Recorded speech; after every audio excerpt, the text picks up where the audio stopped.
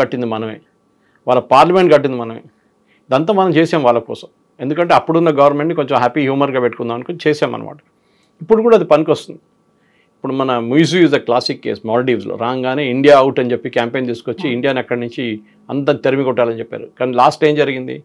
Last ఆయన ఇప్పుడు 6 నెలలకు వచ్చి ఒక $50 మిలియన్ తీసుకెళ్తాడు. మనమే హెల్ప్ చేస్తున్నాం. అప్పు తీసుకొని ఇక్కడి నుంచి ఇప్పుడు అప్పు కట్టలేకపోతున్నారు.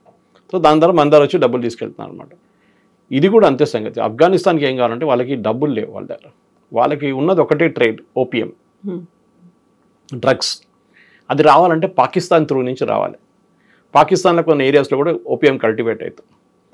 అక్కడి నుంచి కరాచీ వచ్చి, కరాచీ నుంచి అది శ్రీలంక వైపు వెళ్తుంది. కానీ ప్రాబ్లం ఎక్కడ వచ్చిందంటే కొత్తగా భారతదేశంలో ఉన్న మన నేవల్ ఫోర్సు కార్వార్ కానీ ఇంకోటి లక్షద్వీప్లో కొత్త పోస్టులు పెట్టారు. చాలా పెద్ద నేవల్ బేసెస్ పెట్టారు.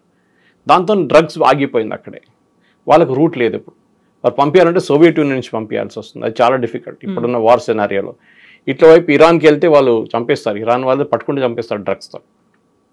ఇక్కడికి వెళ్తారు, రెవెన్యూ లేదు వాళ్ళ దగ్గర. సో ఆ ఉన్న రెవెన్యూని కావాలని చెప్పి భారతదేశంలో వచ్చి ఇప్పుడు భారతదేశం ఆర్మీ దగ్గర ఇండియన్ ఏం చెప్తా గవర్నమెంట్ దగ్గర మా హాస్పిటల్ చూసుకోండి, మా రోడ్లు చూసుకోండి అంటే ఇండియన్ గవర్నమెంట్ కూడా బయట అని చెప్పకుండా ఓవరాల్ పైన నుంచి మనం చేస్తున్నాం, వాళ్ళకి హెల్ప్ చేస్తున్నాం డెఫినెట్గా.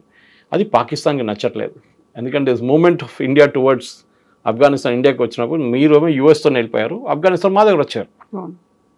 ఇప్పుడు జరగబోతుంది ఏంటంటే ఎండ్ ఆఫ్ ద డే పాకిస్తాన్లో I predict over the next 1 week చాలా సూసైడ్ బాంబింగ్స్ జరుగుతుంది. దాంట్లో డౌట్ లేదు. Because yesterday his language was very clear.